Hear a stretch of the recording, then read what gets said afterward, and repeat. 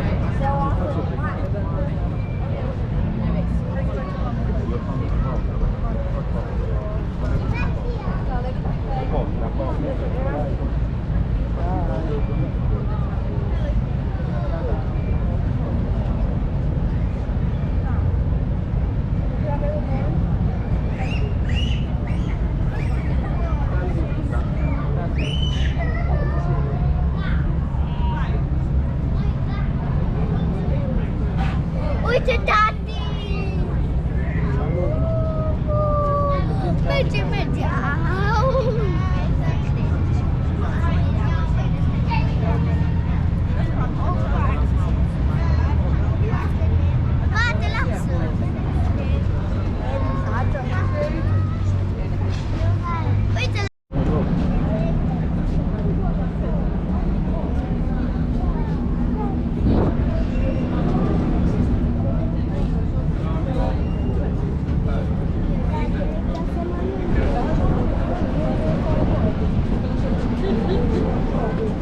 Afternoon. Hello, mate. No, okay. Okay, yes, there's at the back.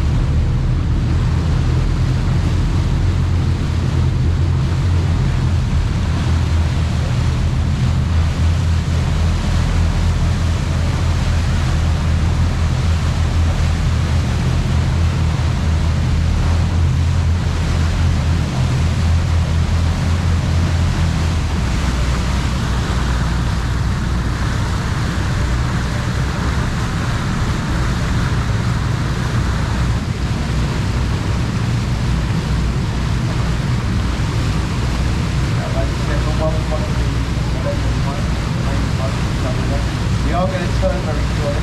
Just take you back to the bridge, and we are going to turn around. We're going to go down to the bottom. The next stop, we'll be there. And on this boat, you also go further down the bridge. You want to stay on the boat all the way to the bridge to see the big just over.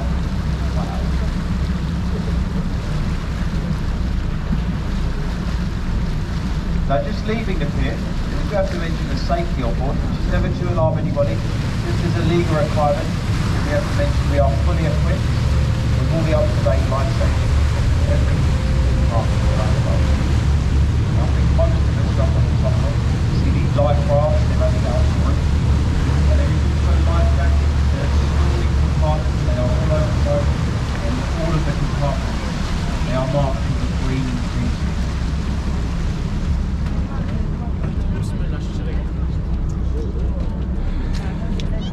On the Thames as well, you'll see as we go past, there's a lifeboat service, there's a police force, there's a fire service.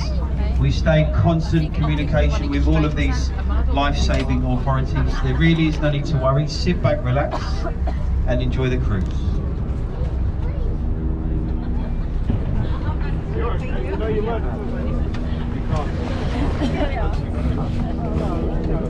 Is everybody happy with that so far? You sound happy. Now we do like to keep you happy along the way. If you would like, I can point out a few of the buildings as we go. We are just members of the crew, but it is an old tradition. We give you a commentary. It is up to you. We do have a pre-recorded commentary, so we can press play on the computer, but we don't like to leave you listening to the computer. So would anybody like a live commentary instead? Fantastic. Maybe a show of hands. Nearly everybody, most of it. So that's what I'll do. Hopefully it does add to the trip. I will talk slowly. I know that not everybody's first language is English, so I try and talk as slow and as clear as I can. Look to your right as we turn the boat round. You can see the Parliament building. This is the seats to the British government. They opened the building 1852. The building was opened up by Queen Victoria. To celebrate Queen Victoria's Diamond Jubilee, they named the furthest tower after her. So that is the Victoria Tower, furthest away. The clock tower is also named after one of this country's longest reigning monarchs, Queen Elizabeth. Queen Elizabeth II, to celebrate her Diamond Jubilee as well, they named the clock tower after her. So that clock tower, so that is the Elizabeth Tower. Everybody calls it Big Ben. Big Ben is the bell that chimes the hour. Big Ben chimes every single hour throughout the day, but it has been silent because of the work taking place. So we haven't heard the bell, but it is a 13.5-ton bell, and it normally strikes the hour. So the tower, the Elizabeth Tower, the clock, the great clock of Westminster, Big Ben is the bell. Here to your right, we've got the London Eye. This is by far London's most popular tourist attraction. Built for the millennium year, the year 2000, they say it's carried around 70 million people since it opened. They built it flat across the Thames. It was laying flat, they pieced it together, and it took 2 days to lift. And it stands 452 feet. A brilliant way to see London quickly. It's only a half-an-hour trip, and you get views at the top around 40 miles across. I'm sure most of you have either been on there or you're planning to while you're here. And then on your left, you've got these buildings. The first one with the 4 green sloped roofs. This is the Ministry of Defence building. That's the home of the Army, the Navy, and the Royal Air Force. You've then got the large Gothic style building. This is Whitehall Court Mansion. This is a hotel today. This is the Royal Horse Guards Hotel. That building, that is where Sir Winston Churchill had his wartime offices. You've also got to your left the building of the 2 arched roofs. This is the Charing Cross railway station. They say this is the most central point for London. And they designed the building to look like a train coming out of a tunnel.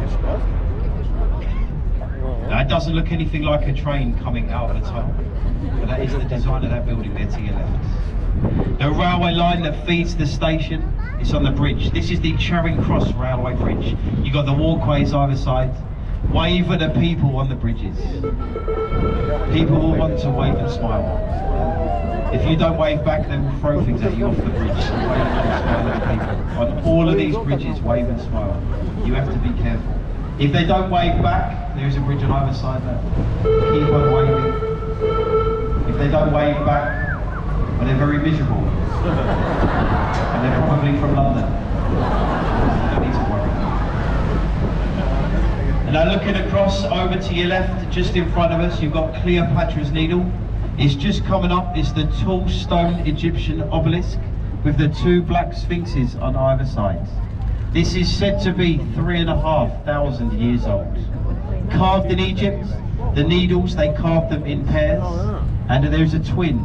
It's in Central Park, New York City. Behind it, the building of the big clock, that is Shelmeck's house. And then you've also got the building with the green flat roof. Here to your left, this is the Savoy Hotel. This is the famous Savoy at the Strand. I'm sure many of you are staying in this hotel this evening. And it's very expensive to get a riverside room. You can also pay to stay in the roof. You want to pay to stay in that rooftop, that's about £11,500 a night. It is expensive. I'm sure it's worth it, but it is expensive to stay in the top. The name of this bridge, this is Waterloo Bridge. They built it during the Second World War. During construction, the men, they were called away to fight. So the work, it was took over by the women. The ladies built this bridge. This was built by an 80% female workforce. They called it the Ladies' Bridge over the Thames. The ladies, they've done a fantastic job. Look at it, beautiful. It is the only bridge ever built on time. Built under budget. Well done. The concrete building to your right, that is this country's National Theatre, does get voted every year as the ugliest building here in London. You see, it looks like a car park in central London, a multi-storey car park, but that is the National Theatre. In there's three of the best theatres in the country, but the outside let's it. You can see a popular area to your right. Now this is all the South Bank. The South Bank, it runs from Waterloo to from the London Eye all the way down to Tower Bridge.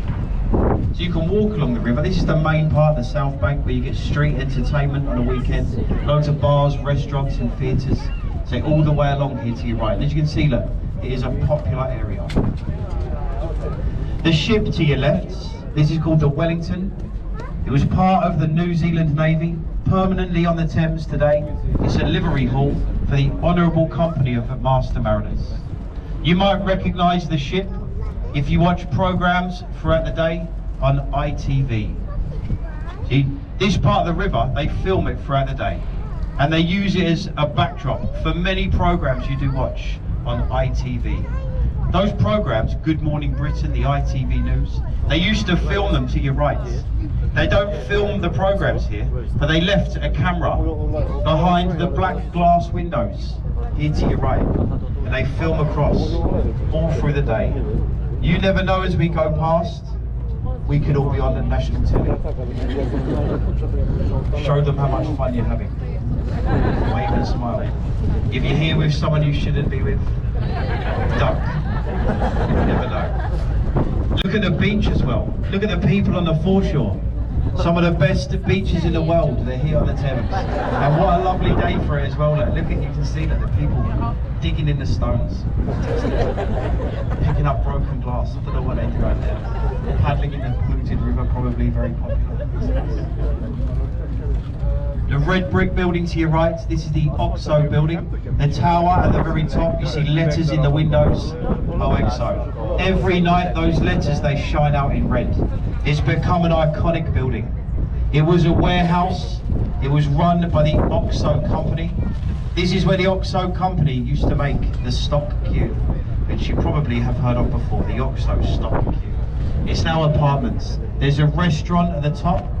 At the bottom, there's a shopping centre. It's an office building as well to your right. Sea Containers House, there's a hotel there. But what you might like is at the very top, you see the word containers. Behind that word, there is a rooftop bar. Beneath it, there's a restaurant. Another bar beneath it, but right at the top, a rooftop bar. Here to your left, you've got the building of the green steeped roof. That was the City of London School for Boys. Last school today, that's a bank, that's a wealthy American bank, JP Morgan. And these bridges, these are the Blackfriars bridges. The first, this is a road bridge. The second one along, this is the Blackfriars Railway Bridge. These bridges, these are the lowest bridges you pass through on the journey. There is plenty of room above us, because you're going down the river over the low tides. Hard to believe it, but when the tide does come back in, it's leaving London at the moment, but when it comes back in, we won't fit this boat through this arch of this bridge. The tide will come up 7 metres to the green moss line you can see around you there. That's the average high water, that's how high the tide will come by the high water period, which will be in about 5 hours from now. So for 5 hours the tide will flood and it will come up 7 metres. More people on the foreshore. You see how popular the riverside pubs and the foreshores of the Thames do become when the sun is out. The building of the chimney to your right, that's the Tate Modern Art Gallery. That art gallery is free to visit, full up with modern art. It's got the largest collection in Europe, but you don't pay to go. I'm sure if you know anything about modern art, you'll know why you don't pay to go. You know why it's free to visit. Modern art, it's very popular. And here to your left, you've got St. Paul's Cathedral. This is Christopher Wren's masterpiece. St. Paul's, it stands 365 feet to the tip of the Golden Cross, 1 foot for every day of the year. And it's the second largest unsupported cathedral dome in the world. You can see the people at the top of the dome. There's a viewing area, it's called the Golden Gallery. There's levels of St. Paul's you can visit. The Golden Gallery at the very top. This bridge, this is the Millennium Footbridge.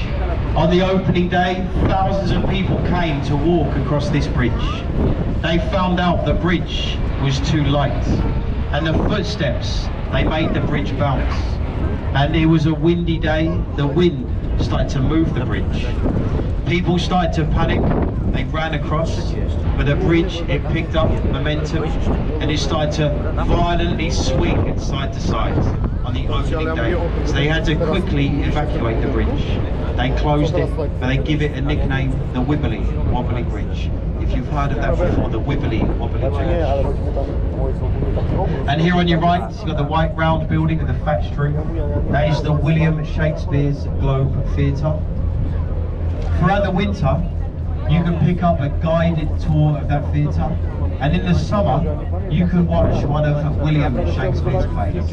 The plays, they are performed traditionally, exactly as they would have been performed in the 1500s. There's no stage lighting, they don't use microphones, actors dress up, and the theatre, it also has an open roof.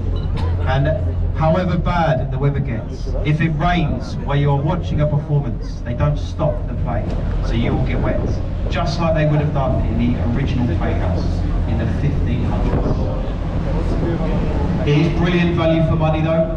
You get a standing ticket for £5.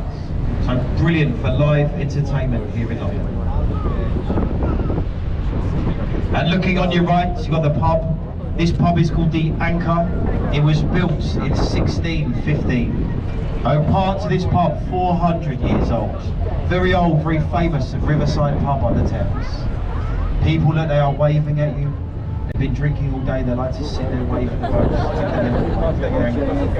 Built in 1615. This bridge, this is the Cannon Street Railway Bridge. It's not very interesting. You can hear the train crossing the bridge.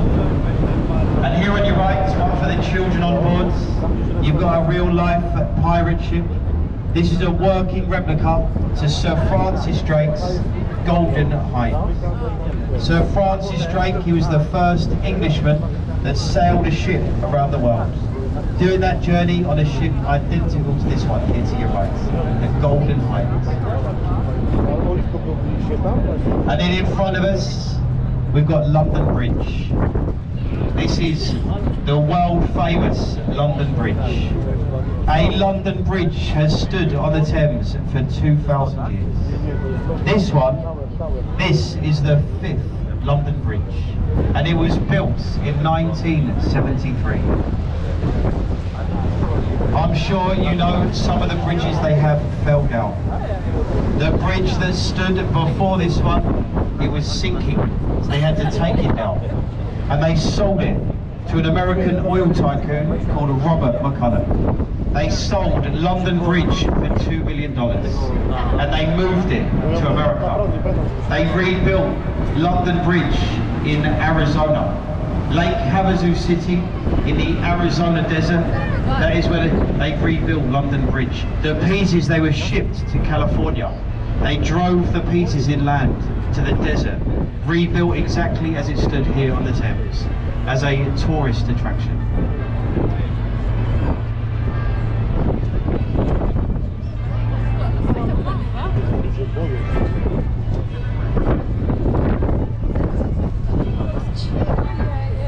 Here to your right, you've got the Shard.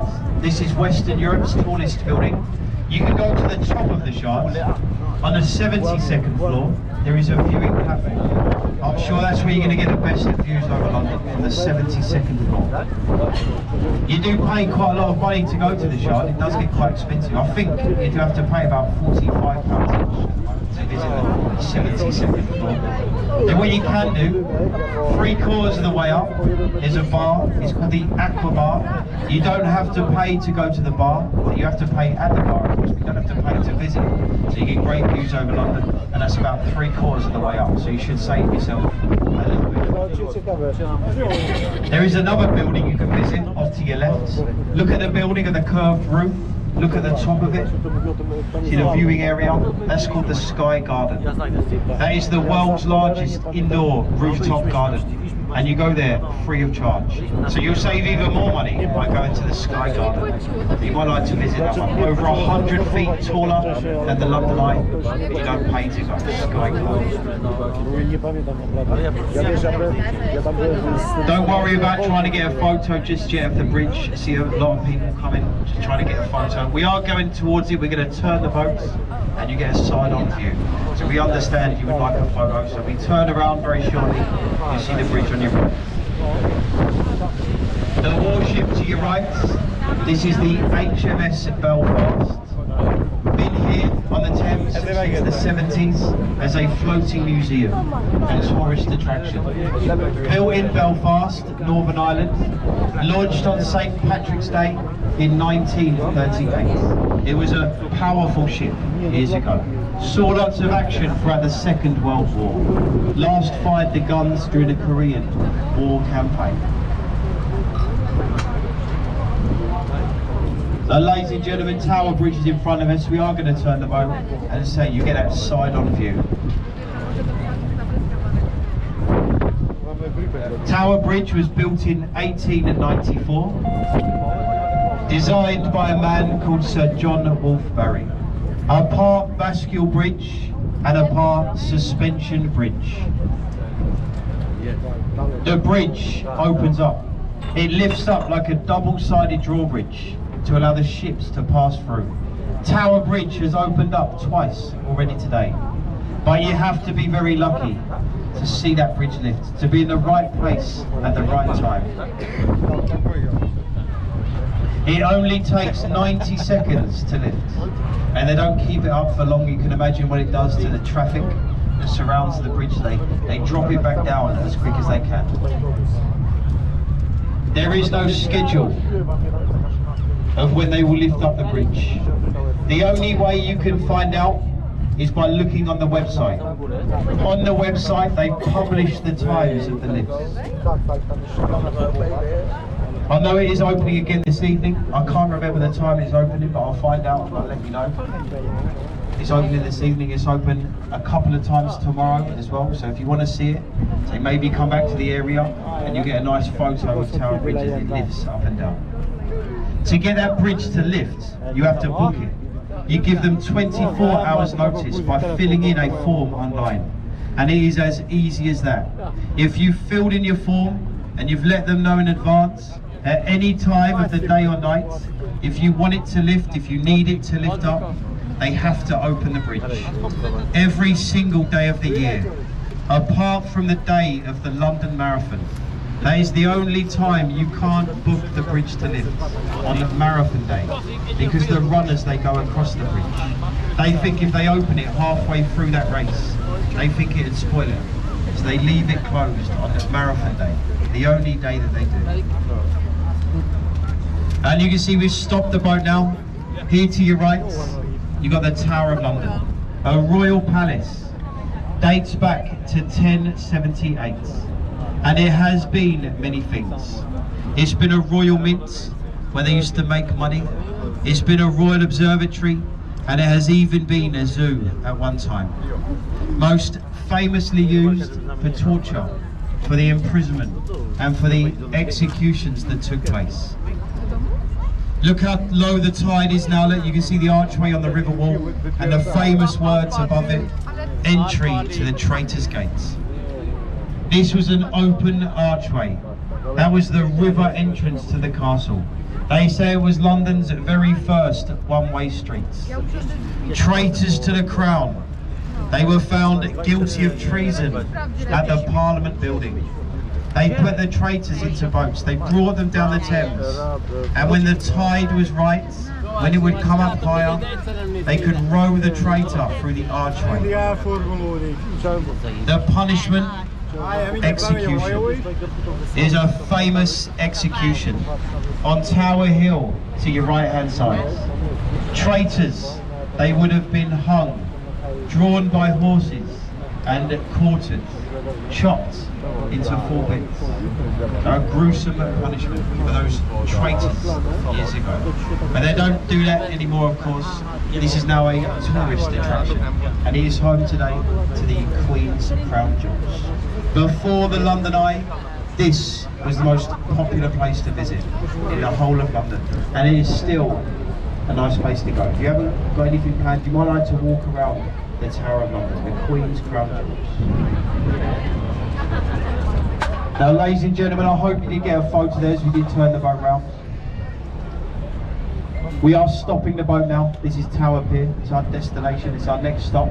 Please do stay seated just until we are safely alongside, just in case there is a bump. So once you got your photos, so we do ask you just to remain seated until we are safely alongside Tower Pier. Now, if you are returning back to Westminster, this is the next boat back, exactly the same as this boat. The crew aren't as good, but this is the next one here to your right, the blue and white one. That's the next boat back. We go to Greenwich. So remember, stay on the boat for Greenwich Pier. If you want to go straight back, you change boats. And this is the next one, the return. Gather your belongings together if you are leaving the boat here. Don't leave anything on board that might spoil your day. So if you did bring your children with you on this boat, please do take those children with you when you get off. A lot of people do leave their children on these boats. Please don't do that. Take them with you when you leave. Thank you very much for listening, for your kind attention along the way. Thank you. Please, don't stop. I wasn't expecting that, but I haven't actually finished yet. I do have to mention just a small word about the commentary. We have to tell you, we are just members of the crew. We give you a commentary, we share it out throughout the day. We carry on a tradition of doing a live commentary. The passengers, they do seem to enjoy it better. When we do a commentary, then when we leave you listening to our pre-recorded commentary, the computer, and that is what the company provides, the computer, that some people, they do like to press play. But we don't use that computer, we take it in turns. Thank you all for listening. I really hope you have enjoyed it. I hope it has added to the journey. So if you have enjoyed it, we do leave by the exit gates. a very old, very traditional champagne bucket, a very traditional tip bucket. We leave it on the gates for if you have enjoyed the few words. You can throw anything in that little bucket as you get off. Everything we collect in our bucket, it doesn't go to waste, so don't worry. Everything goes to the research we carry out. It is very important research that me and my friend carry out for this commentary. We do our research after work. We visit a very old riverside pub. We sit in the pub for hours for you and this commentary. But whatever the outcome, thank you all again. Enjoy whatever you're doing this evening. Thank you very much. Thank you.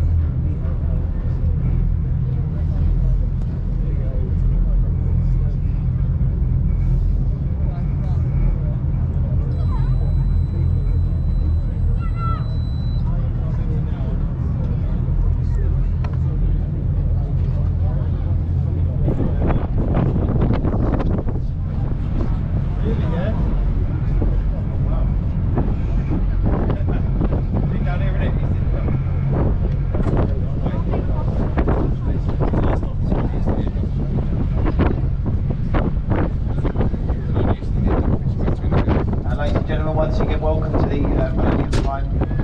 You can see we've left Eye Pier now. We're on the way to Greenwich. Hopefully that is where you wanted to go, because that's where we're going. You're coming with us.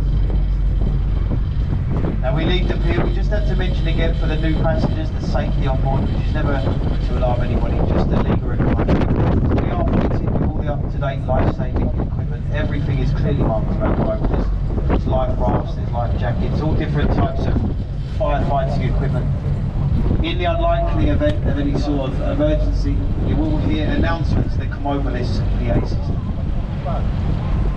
Just following the instructions. Other than that, sit back, relax, enjoy the cruise. There is a bar downstairs. There's a bar downstairs at the back. The toilets, they are also at the back of the boat. And if you want to come to the top deck, if you're sitting downstairs, you want to come up the stairs at the back. Here to your right, this is all Butler's Wharf.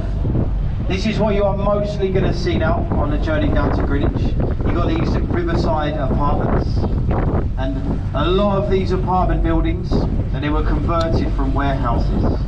These buildings to your right, they stored tea. These buildings, they were the largest tea warehouses in the world.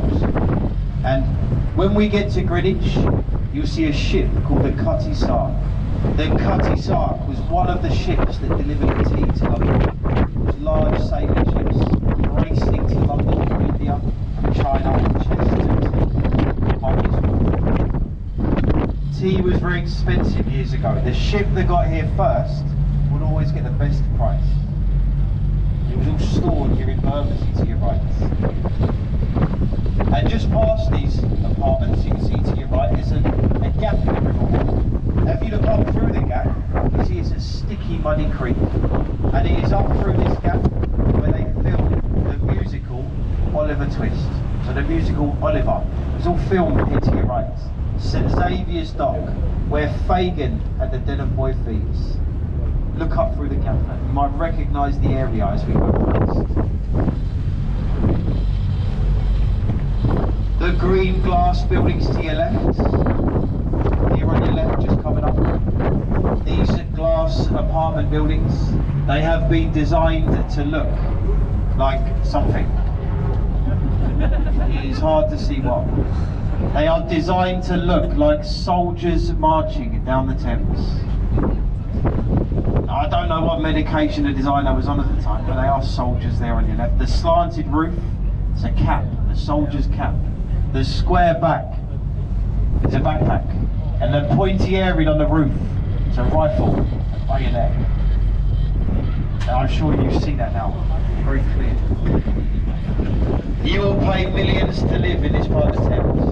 They sell these apartments, 2-bedroom apartments, for up to £10 million. And what you pay for is the view behind you. Look behind you though. That's it, look at that. The view of Tower Bridge. What a nice photo that is there behind us.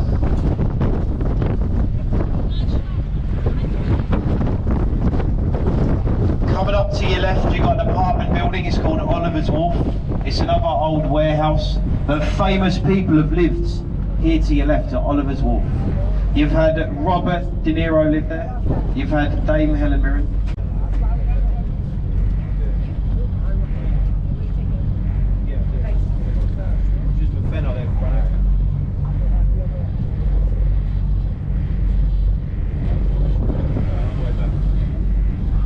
So here to your left, look, you've had Robert De Niro live, you've had Dame Helen Mirren, the singer, the actress, Cher. They've all lived there to your left, Oliver's Wharf.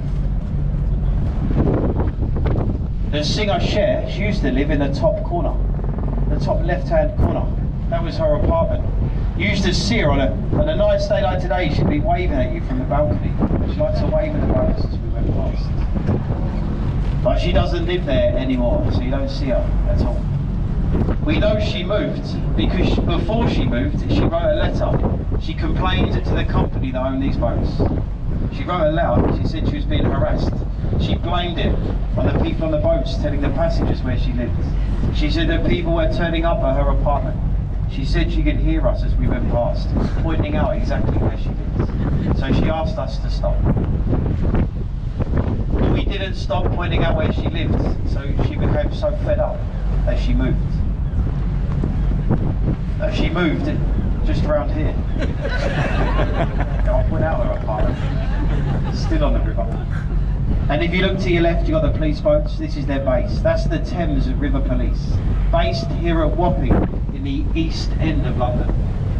The Thames Police Force, they are the oldest uniformed police force in the world. They date back to 1798 and they still run today.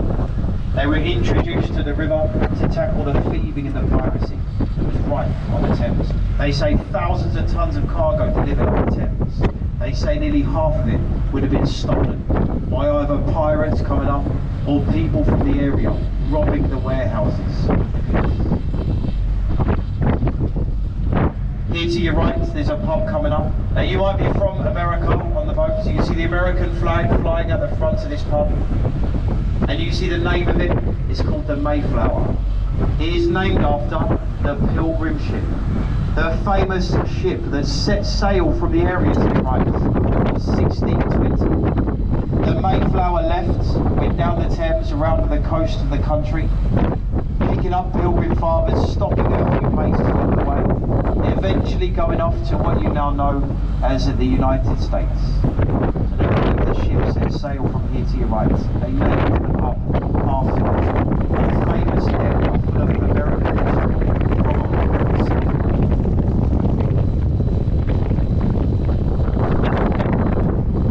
Here on your left, you've got more warehouses, the old traditional buildings. Looking at these buildings, you can imagine how easy it would have been to leave. There was no police force on the Thames. There was no police force in London either. No way to tackle the problem of the piracy that was taking place.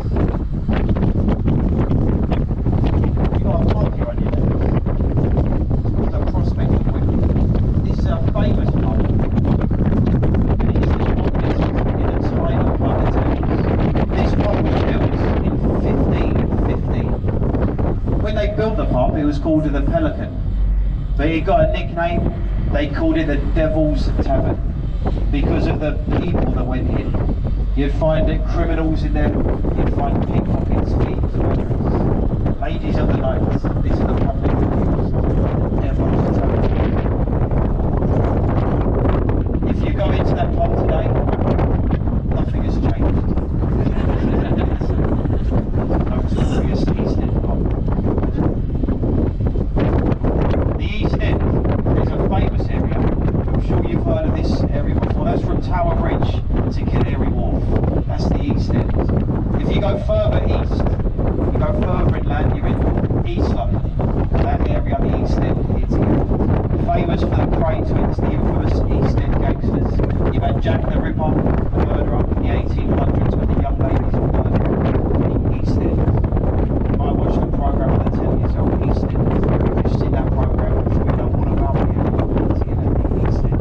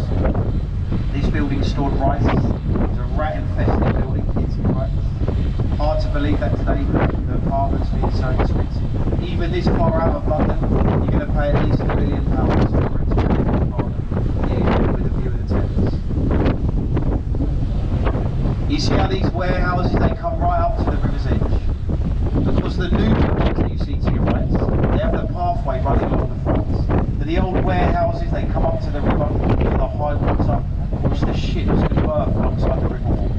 And the cranes that you see still on some of these buildings unload all that cargo, store it inside these warehouses. And they could only come up and do that over the high water. You can imagine that. You wouldn't be able to get that barge or that ship would be able to get onto the river wall over this low tide because the foreshore that you do see. Look at the people that's still on the foreshores of the Thames. Unbelievable, isn't it, to see that? People coming to the river, but you see the beaches that are created over the low tide. You've seen it yourself, some of the best beaches in the world, they are here on the Thames. And people that come to the foreshores of the river every day when the sun is out, you see how busy they do get. You on your left, you got the Narrow, that's a pub, it's owned by Gordon Ramsay, the celebrity chef. The foul-mouthed celebrity chef, I'm sure you've heard of before, Gordon Ramsay. They built that pub on the entrance to the Limehouse Marina. You can get a small boat, you go through that marina, you go out the other side, and you join onto the canal network of this country. You join onto the Regent's Canal, you then join onto the Grand Union Canal, and that is where you've got access to over 2,000 miles of canal system. You go right through the middle of the country, you reach the Midlands, you go through Birmingham, through Manchester, using that canal network. Cargo come up the Thames, would have been unloaded into barges, canal barges, distributed all over this country, using that canal network. If you've seen programmes on the telly like the Peaky Blinders, they show them how they bring the goods down into London using their canals. And that was the same, the Grand Union Canal coming down. The Grapes pub to your left, that's owned by Sir Ian McKellen, Gandalf, Lord of the Rings. So Ian McKellen owns that pub. Yeah. You don't believe me? I don't make any of this up. But he owns that pub. He does also live close by. He famously lives in Narrow Street, a few doors away from the Grapes pub. And that pub was made famous by Charles Dickens. Charles Dickens used to live in the attics of that pub. And it's where he wrote novels, Great Expectations and Our Mutual Friends. Sir Ian McKellen, he owns that pub and he still runs it today.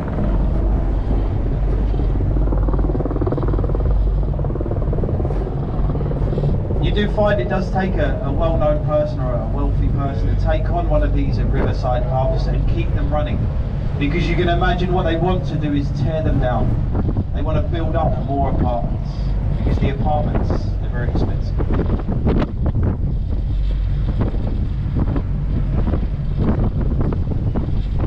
Here on your left you've got Canary Wharf. Canary Wharf is the working complex. This is the financial district of London. The building with the pyramid top stands 850 feet. It's got the light flashing on the roof. It used to be the tallest building in Europe. Nowhere near the tallest building today, but it was when it was built. And it is the main one in this working complex. Everybody calls it Canary Wharf, but that building is called number 1 at Canada Square. And underneath that building, there's a big shopping centre. There's also loads of bars and restaurants here to your left. So you want to come for something to eat or drink this evening, Canary Wharf is a good place to visit.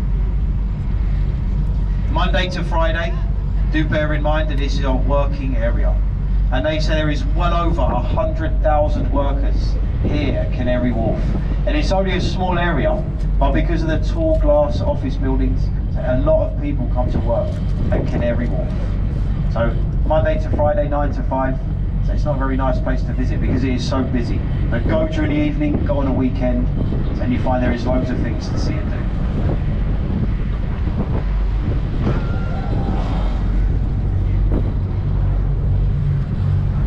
You've got the fast boats, they're running. Now believe it or not, they don't just work on a sunny day. So people, they often look at these boats go past, they think that'd be a fun thing to do. But they run at whatever the weather. So you can imagine it in January, when it's just pouring down with rain. People, they buy a ticket for these boats, and they don't enjoy it one bit. They don't enjoy it. So check the weather. If you're going to book one of these boats, do check the weather. Now ladies and gentlemen, look to your left. Look in front of us, a big straight section of the Thames. Look on your right. There is nothing to point out. There's nothing at all in this part of the Thames. Once we start to get round the next bend, you're going to start to see Greenwich. And once we see Greenwich, I'll point out as much as I can. You might feel the boat slow down slightly. So as we start to get a bit further towards Greenwich, the tide has just started to turn. So it was pushing the boat down the river, the tide. The tide was leaving London when you left Westminster, pushing the boat down through the bridges. But now it's starting to turn and it's going to start to rise. And as the tide picks up speed, it will slow the boat down. So we're going against the tide at the moment as it floods into London. If you come out on the river in 5 hours from now, so about 7:30 this evening, you are going to be 7 meters higher than you are now. So this is the low tide. Look at the top of the river wall. That is the average high water. That green mark that you can see, look. See the people playing on the foreshore, look. See how much above their head that green mark is. And that is just the average high water. 7 meters, the difference, low tide and high tide. You can look at the objects in the Thames, look at the barges to your left swinging around on that rope at the front attached to the yellow mooring buoy. They're being pushed by that tide. If you know where the sea is and you look at the objects in the Thames, you know what the direction of the tide is. So the sea is in front of us. It's about 40 miles away in this direction. So if we were to carry on in this direction for about 4 or 5 hours, we would be out at sea. This is the tidal part of the Thames. The tidal part of the river is 95 miles. From the sea to a town behind us, past Westminster, miles past Westminster, it's a town called Teddington.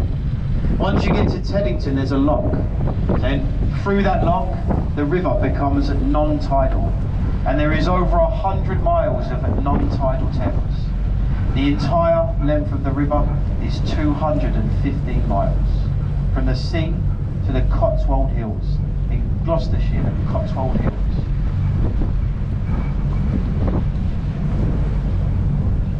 People look at the river and they think it's a dirty river.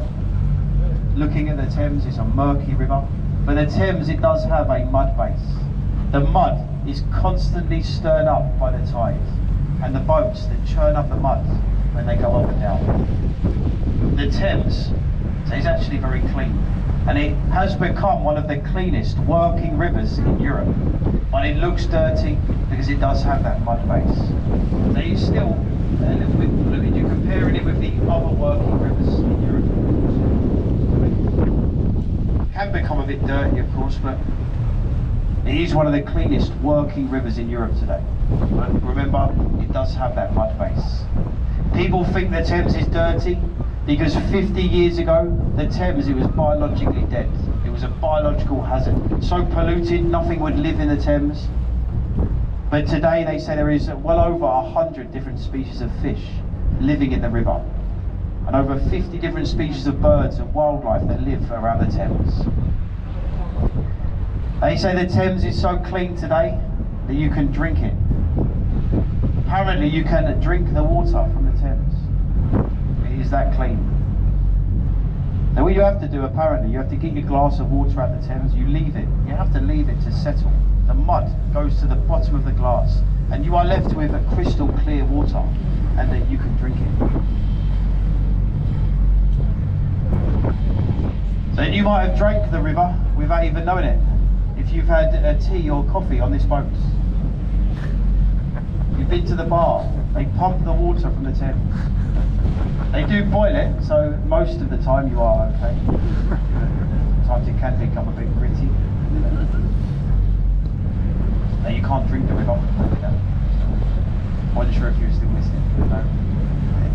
It is very clean though, and you do get the fish, you get the seals, we've seen whales, you've seen dolphins, sharks. You get all that on the Thames.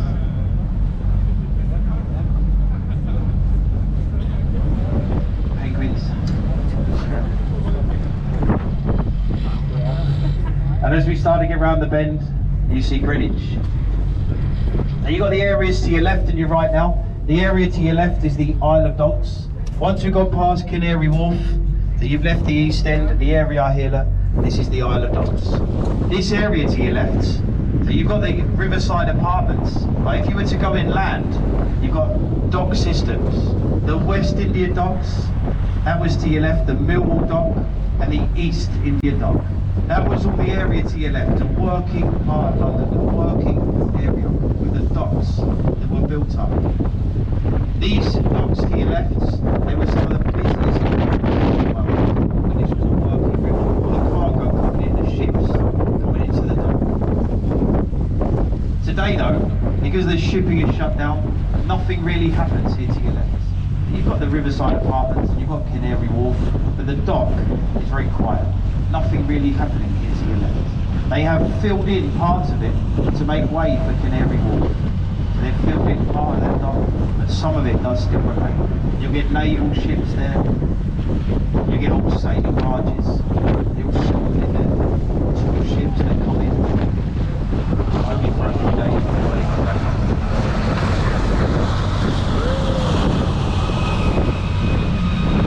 So you've got the Isle of Dogs to your left, and then to your right, this is all Deptford. There was docks here to your right as well. You had the Surrey commercial docks. Miles of dock systems that were heavily bombed throughout the World War. So most of these areas today, they are residential, as you can imagine. A lot of the docks, they've been filled in. So remember years ago, these were working areas with the docklands that took place. And in front of us, you can now see Greenwich. Greenwich is a beautiful area. One of the nicest riverside towns that you will find this close to London. Spend a bit of time at Greenwich. Spend as much time as you've got, because it is, on a day like today, a beautiful area to walk around. And what you will find, most of what you see and do is just next to the pier. You can see the pier off in front of us now. You see the Uber boats stopping alongside. Look past the pier. You've got the large white buildings. These are the Royal Naval Colleges. This is where they used to train and nurse the Royal Navy. The buildings, they were designed by Sir Christopher Wren and a man called Inigo Jones. Next to those buildings, there's a maritime museum, and at the museum you go free of charge. It is brilliant as well, free to visit. You also got the ship in front of us. The ship is called the Cutty Sark. The 3 tall-masted sailing ship, built in the 1800s, built in Scotland, and it was built to carry tea into London. One of the tea clippers that raced into London to Butler's Wharf. The Cutty's Ark is today a tourist attraction. Next to the ship there's a market, it's a food market. If you go further into Greenwich there's a big market as well, a big indoor market. And what you've also got here at Greenwich is the Royal Observatory. The observatory is at the top of the hill in Greenwich Park. If you look above the green apartments, you can just about make out the green dome with the T-mast and the red ball. Keep looking, you see it much clearer once you get past those brown apartments. The observatory, the furthest thing away, is about a 20-minute walk. And is where the meridian line runs through Greenwich. This is the point where east meets west. And it is also where they calculate GMT, Greenwich Mean Time. You can all see now that the T-mast and the red ball. This is a timepiece. At 5 to 1 every day, the red ball, it slowly rises to the top of that T-mast. And at exactly 1 o'clock, the ball drops. It quickly drops down the mast. And as it does, it sets 1 o'clock GMT, Greenwich Mean Time. Every day at 5 to 1, that ball rises and drops at 1 o'clock. And every single time zone around the world sets their times. So it's all calculated by GMT. That ball dropping here in Greenwich. Wherever you go, wherever you're from, your time calculated from Greenwich. And GMT. Greenwich. This is where time begins. Greenwich is the centre of the universe. And I would imagine you are impressed. You are glad you came. You don't look impressed. Try to build it up. But we have arrived there. This is the pier, Greenwich Pier, we're just stopping. That glass dome there on the river, all the people surrounding it, that is not the observatory. People think it is, but it isn't. It is the entrance to a foot tunnel. Built for the workers that used to work in the dock to your left. They built them a tunnel to get to work. No bridges in this part of the Thames, you see the other one there to your left. You still use that foot tunnel today. Now ladies and gentlemen, please stay seated once again. Just stay in your seats until we are safely tied up, in case there is a bump into the pier.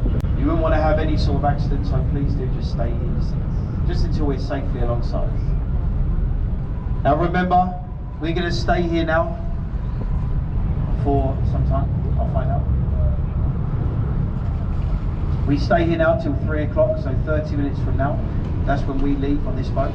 The returning boats, they run after us every 50 minutes. The last boat leaves Greenwich at 4:40.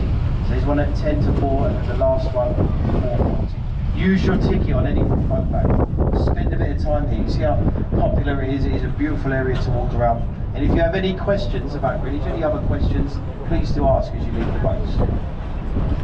Thank you all for your kind attention, for listening. Thank you all for coming out on the river. I hope you have all enjoyed your cruise. I really hope as well the commentary might have added to the trip. As we mentioned, we are just members of the crew. We are here for your safety. We carry on a tradition and we give you a live commentary. It's much better normally than when we leave you listening to the pre-recorded commentary where the company fits to the boats. For the commentary, remember, we leave our little bucket by the exit gates. Our traditional little tin bucket, we leave it by the door for if you have enjoyed the few words. You can throw anything in that little bucket as you get off. You will see that bucket. I will be standing next to it. Now I will be the one that helps you across the very large, very dangerous gap onto the pier. All joking aside, whatever the outcome, I really hope you have enjoyed it. Enjoy whatever you are doing this afternoon. Thank you very much. Thank you.